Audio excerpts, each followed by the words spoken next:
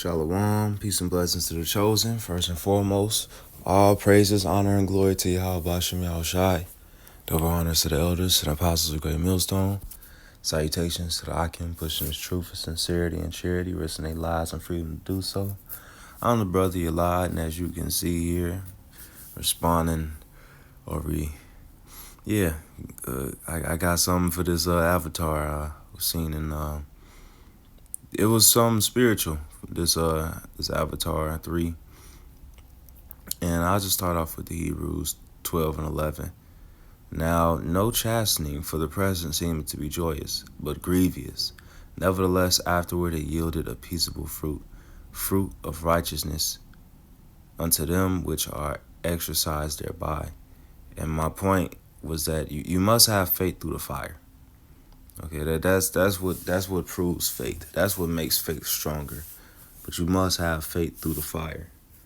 And in my note, I just basically said that the wicked were scourged and they were punished by the fire, and they, instead of learning righteous things, that they learned wickedness and performed more wickedness thereby, instead of enduring chastening and trying to learn the right ways. So they become carnal, and they trust the things that they can see, and worship creation over creator, and that's a sure way to destruction. Isaiah 31 and 1. Woe to them that go down to Egypt for help, and stay on horses, and trust in chariots, because they are many, and in horsemen, because they are very strong. But they look not unto the Holy One of Israel, neither seek the Lord Yahweh. Right. They trusting on what they can see, trusting on what they believe is strong, but not what created such strong things. It says even in I believe Proverbs that the horse is prepared for the battle, but safety is of the Lord. Right. So that's just one thing I wanted to go in on, as far as the particular group of people that were just like renegades of that society, of that world, that trusting in carnal ways when it really didn't work out for them as far as they thought they were going to come up. I get the Romans 8:19, because this goes into my second point.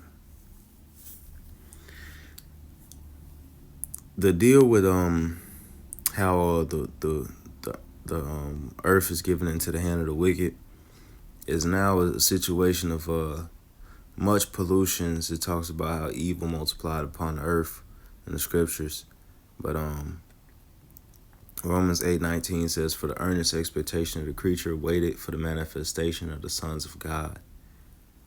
So the earnest creature is waiting for the righteous to have authority. Otherwise, they're suffering from pollution, suffering from chemical damage and radiations and over workings and drillings, and being forced out of their habitat. But all of these things have a consequence.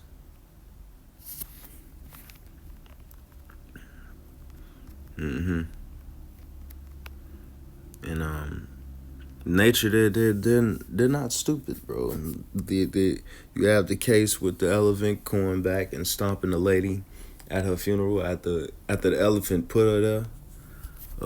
You had a case where you got crows and certain birds remembering faces and families for generations and generations and keep beefing with you. So imagine what it's going to be like when the men of the Lord get that spiritual power, and they have the league with the earth and the fauna and the flora. Job 5:23, "For thou shalt be in league with the stones of the field, and the beasts of the field shall be at peace with thee." What good is having all the guns in the world when you can call 1,000 ravens to attack you? You know, what good is having all of these weapons and shells and cannons when you can call on hundreds of whales and you can call on sharks and giant squids to come out the water and take all those ships down? What good are your torpedoes then? What good is it to have these missiles and you can call millions of squirrels to attack an army? What good is it then? That's a spiritual power. That is something that some like Elijah calling fire down from heaven. What can you do? What can you do against that? What good is your military? What good is your jets when somebody can do something like that? Calling fire down from heaven? Or shooting fire beam just shooting down from the sky like a satellite striking orbital cannon or whatever they call it. What good is it?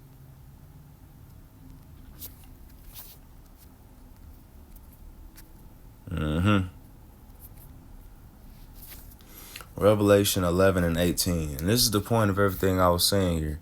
It says, and the nations were angry, and thy wrath is come, and the time of the dead that they should be judged, and that thou shouldest give reward unto thy servants, the prophets and the saints, and them that fear thy name, small and great, and shouldest destroy them which destroy the earth. And that's exactly what happened to those people that were polluting that planet. The planet of, I believe they call it Pandora in that movie. That's exactly what's been happening throughout all the Avatar movies. They get what's coming to them. So what you think gonna come to these devils that's destroying the world in real life, polluting the world in real life? Now in this movie, you gotta chew the meat, spit out the bones. In other words, receive the spiritual part and you know properly deal with the dead part and understand that there's no validity there because it's a lot of matriarchal stuff going on in this movie. But yeah, the point still stands. And a lot of these movies nowadays, they coming out being spiritual. They got things that they saying. But one of my last precepts I had on this was Sirach, also known as Ecclesiasticus 39 and 26. The principal things for the whole use of man's life are water, fire, iron, salt, flour of wheat, honey, milk, and the blood of grape, and oil and clothing. And this is how they were living. These were peaceable people. They were minding their business, man. Until they got attacked by savages. People that were calling them savages and making it seem like they were uncivilized. And here it is, you have an entire culture that practice peace and forgiveness and traditions, that practice hunting. They were living good on their own. They didn't need all this extra technology that you thought you were so advanced. And come to find out, all of that shit really ain't even that advanced. If they can call on the power, if these people that you trying to oppress and rule over and you think little of can call on a power to make all nature be against you, what good are your weapons? How civilized are they really? Continuing on, it says, all these things are for good to the godly, so to sinners they are turned into evil. There be spirits that are created for vengeance, which in their fury lay on sore strokes, in the time of destruction, which pour out their force and appease the wrath of him that made them. Fire and hail and famine and death, all these were created for vengeance. Teeth of wild beasts, scorpions, serpents, and the sword punishing the wicked to destruction.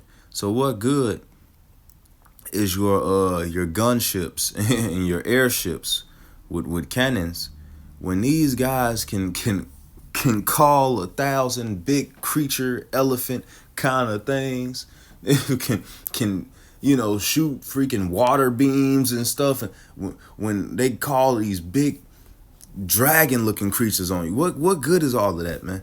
when all nature is against you? What good is your sword, your weapons? It says, they shall rejoice in his commandment, they shall be ready upon earth when need is, and when their time is come, they shall not transgress his word. But that was no, that was it on that precept. And it really feels like a Jacob and Esau kind of thing. Whereas Esau is like the colonizers, the what they call the sky people in this movie, and Jake is the actual inhabitants of that planet, being invaded by colonizers that consider them inferior. But every time you turn around, it's these Navi people are proving that they're not just easily defeated. They're not gonna just easily bend over and take it. They're proving that they have a strong resistance, that they are not inferior. But no, it was a lot of takeaways from the entire series, really. But that's just the things I want to hone in on. Is that Esau Edom, the self-proclaimed white man, is he got to pay for that world pollution. He got to pay for being that dragon that deceived the world. It says in the Revelation, he deceived the world by spreading lies, Christianity, white supremacy, democracy. He spreaded these things upon the world, and that's like a plague infecting the mind. And that's relative to exactly what's happening in this movie. He's spreading his ideas among these people, and some of these people are taking his ideas. Especially that person right there. Buddy gave her some democracy, and she's like, oh yeah, I want some more of this. I want. How can we get more of these weapons? And infected their mentality. Esau Edom has to pay for that. And the Lord is going to give spiritual power to his men to conjure up things that, to conjure up all kinds. It talks about in the scriptures how a bird could feed you with grapes. It talks about the Daniel in the lion's den. How do you think Noah got all them creatures on the ark?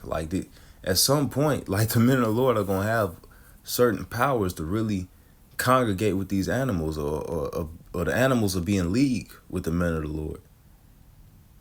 The trees and all this kind of stuff gonna be a league, because all nature knows who the problem is. Who's spraying these chemtrails and poisoning the water and the air? Who's doing these things?